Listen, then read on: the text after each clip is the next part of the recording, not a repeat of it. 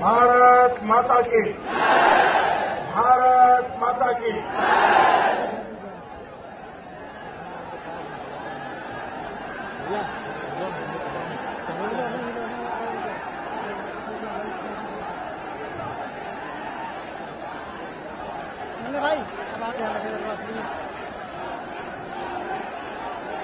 मंच पर विराजमान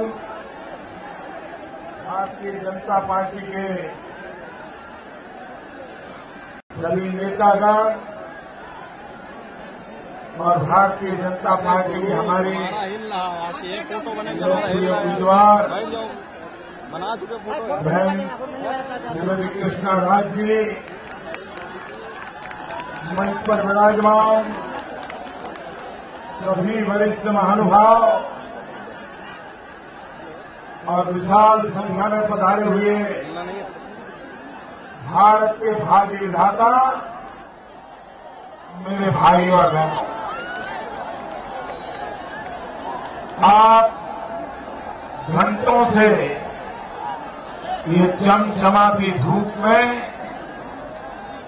तपस्या कर रहे हैं। मुझे यहां पहुंचने में विलंब हुआ, आपको जो कष्ट हुआ इसके लिए मैं आप सबकी क्षमा मांगता हूं।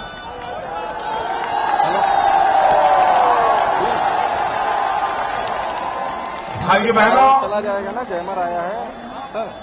आज अब देखिए, अब आएगा भी। भारत के संविधान निर्माता, भारत रत्न चालू कर दिया पूज्य बाबा साहब आंबेडकर की जन्म जयंती है। आया।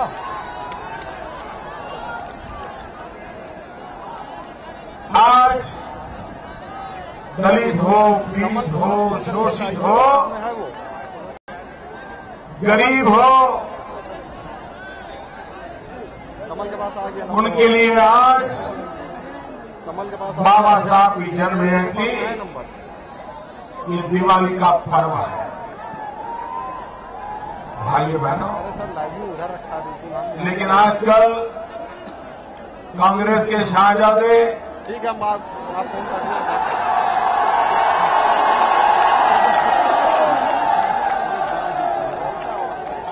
जिन्हें न भारत के भूतकाल का पता है,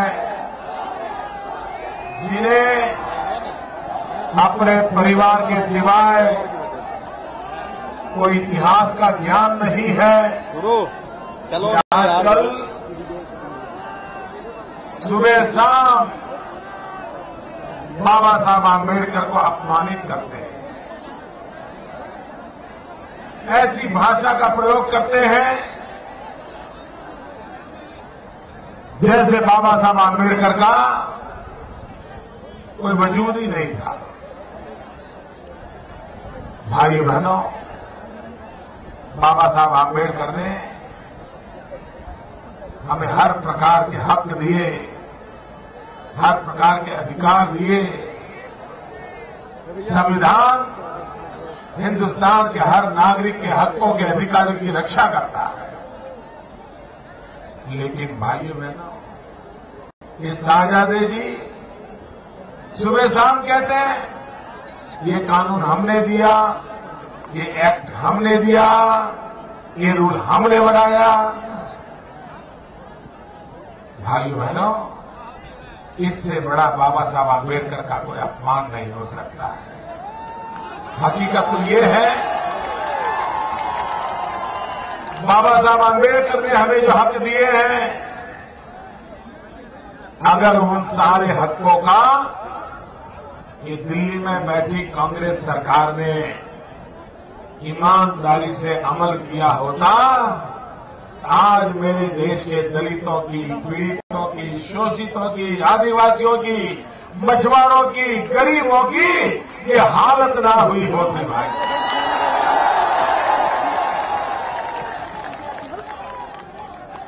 और भाइयों बहनों, बाबा साहब आंबेडकर ने हमें वाणी स्वतंत्रता का अधिकार दिया, अपनी बात बताने का अधिकार दिया, बोलने का अधिकार दिया भारत के संविधान ने हमको। लेकिन मैडम सोनिया जी, आजादी जी,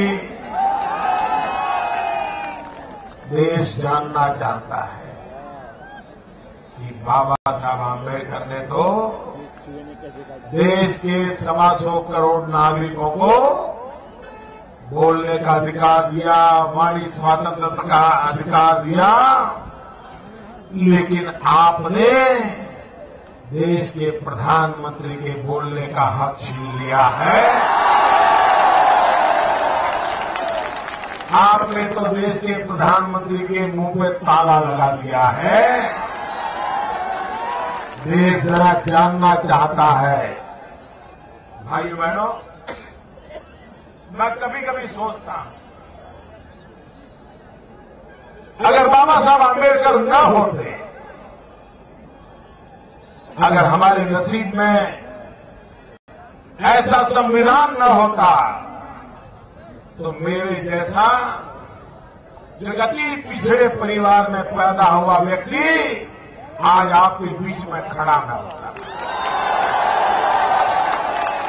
ये बाबा साहब आंबेडकर की, भारत के संविधान की कृपा है कि एक चाय बेचने वाला बच्चा आज आपके सामने खड़ा है। और यही तो लोकतंत्र की ताकत होती है। भाइयों बहनों, आज मैं जरा कांग्रेस पार्टी का, समाजवादी पार्टी का, बहुजन समाज पार्टी का, इन सबका जरा हिसाब मांगना चाहता हूं। सबका सयाने सपा, बोयाने बसपा, मायाने कांग्रेस, ये सबका। देखो भाइयों बहनों, ये इतने दिनों से यहां सरकारें चला रहे हैं। मैं हैरान हूं आपके इलाके का हाल क्या है। ये बड़े बड़े दिग्गज लोग यहां से चुन करके जाते हैं, क्या दिया आपको? भाइयों बहनों, आज भी आजादी के 60 साल की महिलाएं यहां मुख्यमंत्री रही। एक महिला दिल्ली का कारोबार चला रही है, मैडम सोनिया जी। उसके बावजूद भी 50% से ज्यादा हमारी माताएं बहनें अनपढ़ हैं, शिक्षित नहीं है। क्या ये पीड़ा का विषय है कि नहीं है? ये कांग्रेस ने, सपा ने, बसपा ने जवाब देना चाहिए कि नहीं देना चाहिए? भाइयों बहनों, आज भी सिर्फ 28% घर ऐसे हैं, 70-72% घर ऐसे हैं जहां घर में पानी का नल नहीं है, नल से पानी आता नहीं है। आज भी माता और बहनों को 2-2, 5-5 किलोमीटर पानी भरने के लिए जाना पड़ता है। मैं सबका पूछता हूं, सबका, सपा, बसपा, कांग्रेस का, क्या आप पानी का भी प्रबंध नहीं कर पाए? भाइयों बहनों, हम आधुनिक भारत की चर्चा करते हैं, हम माता और बहनों के सम्मान की बात करते हैं, उनकी प्रतिष्ठा की बात करते हैं, लेकिन मुझे दुख के साथ कहना पड़ेगा, बड़ी पीड़ा के साथ कहना पड़ेगा। और एक महिला यहां मुख्यमंत्री रही थी, तब तो ज्यादा दुख के साथ कहना पड़ता है। मैडम सोनिया जी दिल्ली में बैठी है, तब तो और गुस्से से कहना पड़ता है। भाइयों बहनों, हमारे इस इलाके में आज भी 60% महिलाओं को कुएं में शौचालय जाना पड़ता है। इससे बड़ा हमारी माताओं बहनों का अपमान क्या हो सकता है?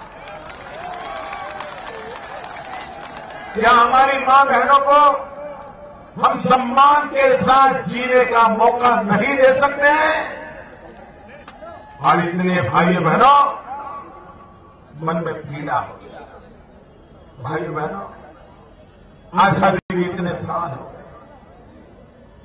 इस इलाके के 75% घर ऐसे हैं, मैं जानकर के हैरान होता हूं भाइयों, 75% घर ऐसे हैं कि जहां आज भी घर में बिजली का कनेक्शन नहीं है। ये अंधकार युग है, अंधकार युग। मेरे देश को इन्होंने क्या बना के रखा है। और भाइयों बहनों, मुझे आपसे भी शिकायत है, करो, बुरा नहीं मानोगे ना? सच बताओ, बुरा नहीं मानोगे ना? बुरा नहीं मानोगे ना? इन लोगों के आपको इतना बर्बाद कर दिया, इतना परेशान कर दिया, फिर भी इनको झेलते रहते हो।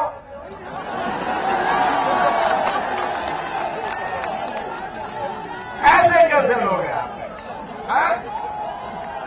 अब झेलोगे क्या? अब झेलोगे क्या? इनको निकालोगे क्या? भाई बहनों, ऐसे लोगों से देश का भला नहीं हो सकता। हाँ, जा रहा नहीं। इन लोगों से तो है? जितनी जल्दी मुक्ति मिले उतना ही अच्छा है। अच्छा, तो भी कनेक्ट मार दो। भाइयों बहनों, ये दलितों के नाम पर चलो ठीक है। राजनीति करने वाले लोग, ठीक, ये जातिवाद का जहर फैलाने वाले लोग, आपने कभी सोचा देश के दलितों को, पीड़ितों को सम्मान देने वाले बाबा साहब आंबेडकर के साथ इन्होंने क्या व्यवहार किया है, कितना अपमानित किया है? भाइयों बहनों,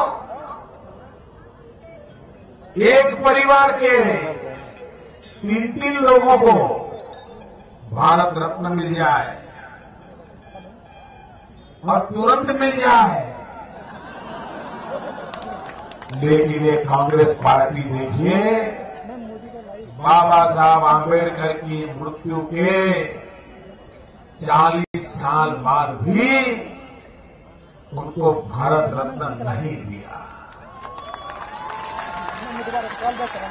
जब पहली बार दिल्ली में गैर कांग्रेसी सरकार बनी, भाजपा के समर्थन से सरकार बनी, तब जाकर के बाबा साहब आंबेडकर को भारत रत्न दिया गया। ये कांग्रेस पार्टी का दलितों के प्रति क्या रवैया है, इसका उदाहरण है। भाइयों बहनों, हर योजना पर एक ही परिवार का नाम है। कहीं नलका डाल दे तो भी उस परिवार का नाम, स्कूल खोल दे तो परिवार का नाम, रोड बना दे परिवार का नाम, मूर्तियां लगे तो उनके लगे, स्टैच्यू लगे तो उनके लगे, सब कुछ एक परिवार का। भाइयों बहनों, इस देश के इतने महान सपूत बाबा साहब आंबेडकर, जिन्होंने संविधान दिया, लोकतंत्र दिया, पार्लियामेंट दी, लेकिन उसी पार्लियामेंट में बाबा साहब आंबेडकर का चित्र लगाते लगाते 45 साल बीते, 45 साल, और वो भी कांग्रेस वालों ने नहीं लगाया। जब अटल जी के समर्थन वाली सरकार बनी, तब बाबा साहब आंबेडकर का चित्र लगा। भाइयों बहनों, ये पंडित नेहरू को बाबा साहब आंबेडकर के प्रति इतना गुस्सा रहता था, इतनी नाराजगी रहती थी, इतना जहर भरा हुआ था। बाबा साहब आंबेडकर ने किताब लिखी थी भगवान बुद्ध के ऊपर। आज जब भारत सरकार को रिक्वेस्ट की गई कि ये किताब, ज्यादा नहीं 100 किताब, भारत सरकार 100 किताब खरीदे, आपको जानकारी हैरानी होगी, पंडित नेहरू ने मना कर दिया। बाबा साहब आंबेडकर द्वारा लिखी गई भगवान बुद्ध की किताब खरीदने से मना कर दिया। क्या कभी इतना द्वेष, इतना जहर? और आज आप दलितों के नाम पर राजनीति करने लगे हो। भाइयों बहनों, ये देश के साथ एक गहरा अन्याय है। मेरे दलित भाइयों बहनों, मैं आज शाहजहांपुर की सभा से मेरे देश के दलित भाइयों बहनों को आगाह करना चाहता हूं। वोट बैंक की राजनीति वालों को पहचानो, बाबा साहब आंबेडकर को अपमानित करने वालों को पहचानो। आपको जानकर हैरानी होगी, आज भी हिंदुस्तान में जहां कांग्रेस की सरकार चल रही है, राज्यों में कांग्रेस की सरकारें चल रही है, सबका लोग बैठे हुए हैं। हर सप्ताह देश में 13 दलितों की हत्या होती है। हर सप्ताह 6 दलितों का अपहरण होता है। हर सप्ताह 21 दलित महिलाओं पर बलात्कार होता है। हर सप्ताह 5 दलितों के घरों को आग लगा दी जाती है। और आज भी 70% मेरी दलित माताएं बहनें अनपढ़ है, निरक्षर है। ये आपने 60 साल के बाद देश को दिया। भाइयों बहनों, ये इलाका मेरा किसान गन्ने की खेती करता है। आपको पैसे मिलते हैं क्या? जरा मुझे बता, पैसे मिलते हैं क्या? किसान मर रहा है कि नहीं मर रहा है? अरे लाल बहादुर शास्त्री कहते थे, जय जवान जय किसान। ये कांग्रेस की सरकार कह रही है, मर जवान मर किसान।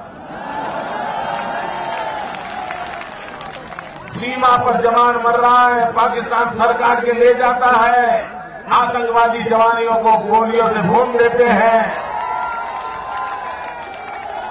और दूसरी तरफ युद्ध में जितने जवान मरे, उससे ज्यादा मेरे किसान आत्महत्या करके मरे हैं। भाइयों बहनों, मैं समझ नहीं पा रहा हूं इनके भरोसे देश कैसे चलेगा। यहां के किसान आजकल आलू की खेती करने लगे हैं। सही है, कर रहे हैं ना? मेरी जानकारी सही है ना? अच्छा भैया मुझे बताइए, आप आलू की खेती पे क्यों गए? इसलिए गए कि पहले आपको गन्ने ने मार दिया, अब आलू में गए, आलू भी मार रहा है। आलू में रखने के लिए कोल्ड स्टोरेज नहीं है। आप जाएंगे कहां? बाजार में खड़े हो जाते हैं, मंडी वाले जो दाम दे लेकर के चले जाते हैं। ये हमारे नेताजी कहते हैं, मैं गुजरात बनने नहीं दूंगा। मेरे किसान भाइयों समझो, इनको डर क्यों लगता है? इनको डर क्यों लगता है? डर इसलिए लगता है, अगर किसान का भला हो गया तो इनकी ये सारी गाड़ी चलने वाली नहीं है। भाइयों बहनों, मेरे गुजरात में भी किसान आलू की खेती करता है। पहले उसका भी बेचाने का हाल आपके जैसा ही था। आलू तैयार पैदा करता था और सब्जी के लिए बेचने जाता था, तो गृहिणी भी 10 बार लेकर के लेना नहीं लेना और आधे लेती थी, आधे छोड़ देती थी। हमने बीज में सुधार किया, खेती की पद्धति में सुधार किया, आलू की खेती करने वाले किसानों को नए तरीके सिखाए, नए बीज दिए, पानी की व्यवस्था समझाई, बड़े वैज्ञानिक तरीके से काम किया। हमारे यहां एक मुसलमान लड़का है, ज्यादा पढ़ा लिखा नहीं है, आलू की खेती में उसने ऐसी कमाल कर दिया, प्रति हेक्टर दुनिया में सबसे ज्यादा आलू शायद ब्राजील में होता था या बेल्जियम में होता था, मैं भूल गया। ये हमारे लड़के ने सारे दुनिया के रिकॉर्ड तोड़ करके सबसे ज्यादा आलू प्रति हेक्टर पैदा करके दे दिया। भाइयों बहनों, पहला हमारे यहां आलू होता था तो लोग सब्जी बनाने के लिए लेने से कतराते थे। आज मेरे यहां 6 साल की मेहनत के बाद ऐसा परिणाम आया है कि आलू खेत में ही होते हैं तो कनाडा की कंपनियां आकर के दाम तय करके आलू खरीदने के लिए कतार लगा के खड़े हो जाते हैं। आलू की चिप्स बनने लग जाती है, आलू की मूल्य वृद्धि होती है। क्या यहां के मेरे किसान जो आलू पैदा करते हैं उनके आलू की मूल्य वृद्धि हो सकती है, नहीं हो सकती? क्या यहां के पोटैटो चिप्स नहीं बन सकते हैं क्या? लेकिन भाइयों बहनों, ये नेताजी नहीं कर सकते। यहां के नेताओं का तो हाल यह है, कोई हाथी का पार्क बनाने में लगा है तो दूसरा लाइन सफारी बनाने में लगा है। उनको न किसान की चिंता न है, न जनता की चिंता है। मेरे भाइयों बहनों, अब देश लंबे समय तक इंतजार नहीं कर सकता। अब देश को मजबूत सरकार की जरूरत है, जनता जनार्दन का भला करने वालों की जरूरत है, किसानों का भला करने वालों की जरूरत है, नौजवान को रोजगार देने वाली सरकार की जरूरत है। भाइयों बहनों, आप मुझे बताइए, आपको दिल्ली में कैसी सरकार चाहिए?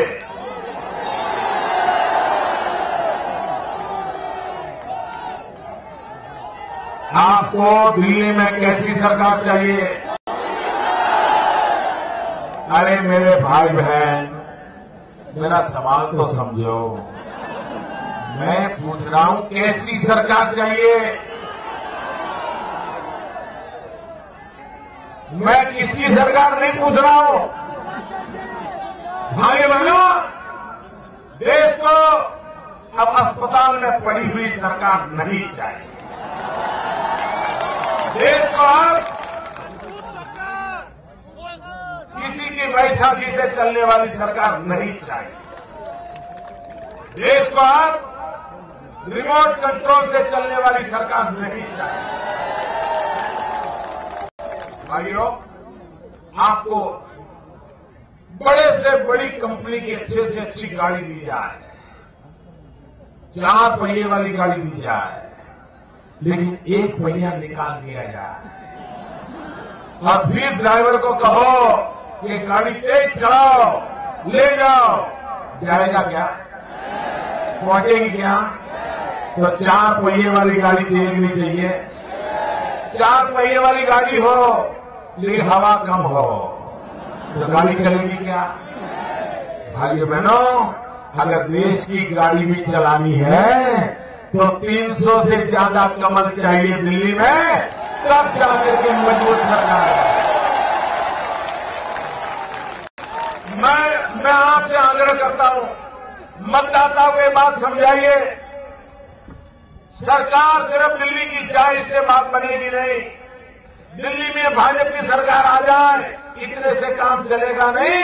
अब तो जरूरत है 125 करोड़ देशवासियों के सपनों को पूरा करने वाली मजबूत सरकार चाहिए। मजबूत 300 से ज्यादा कमल लेकर के दिल्ली में सरकार बनाने के लिए मुझे आपके आशीर्वाद चाहिए। भाइयों बहनों, अब देश को शासकों की जरूरत नहीं। बहुत शासक आए, आपका भला हुआ, किसी शासक ने आपका भला किया? ये शासकों ने ही बर्बाद किया है। देश को शासक नहीं चाहिए, अब देश को सेवक चाहिए। देश को सेवक चाहिए। और भाइयों बहनों, मैं आपकी सेवा के लिए आया हूं। आपने 60 साल इनको दिए हैं, मुझे सिर्फ 60 महीने दिए। ये आपके 60 साल बर्बाद कर चुके हैं, मैं 60 महीने में आपकी जिंदगी बदलने का इरादा लेकर आया। 5 साल में देश को बर्बाद कर दिया है। मैं 7 महीने में इस बर्बादी से मुक्ति दिलाने आया। और इसलिए भाई बहनों, कमल के निशान पे वोट दीजिए, हमारी बहन कृष्णा को विजयी बनाइए। भारतीय जनता पार्टी का पूरे उत्तर प्रदेश में कमल खिला दीजिए और उत्तर प्रदेश इस देश को मजबूत सरकार देगा। भारत माता की, भारत माता की, भारत माता की, भारत माता की।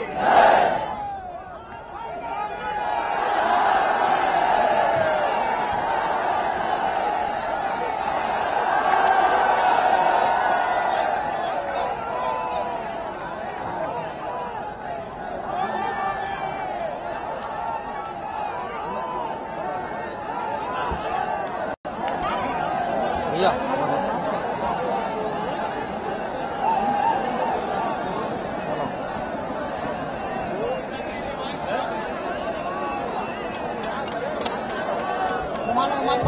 हमारे राष्ट्रीय नेता माननीय नरेंद्र मोदी जी को विचारों को सुनकर के यहाँ से संकल्पित होकर के आप जा रहे हैं और 17 तारीख को भारतीय जनता पार्टी के चुनाव चिन्ह कमल के निशान पर बटन दबाने का काम करना और कृष्णा राज जी को जिताने का काम करना। आप सब यहाँ आए, आपने सहयोग दिया। एक दूसरे को टच न करें, बहुत भारी सैलाब है, लाखों की भीड़ माननीय नरेंद्र मोदी जी को सुनने के लिए आई। मैं सभी अपने सलाहकार पत्रकार बंधुओं, भाई और बहनों सभी का हृदय से आभार करते हुए इस मीटिंग की समाप्ति की घोषणा।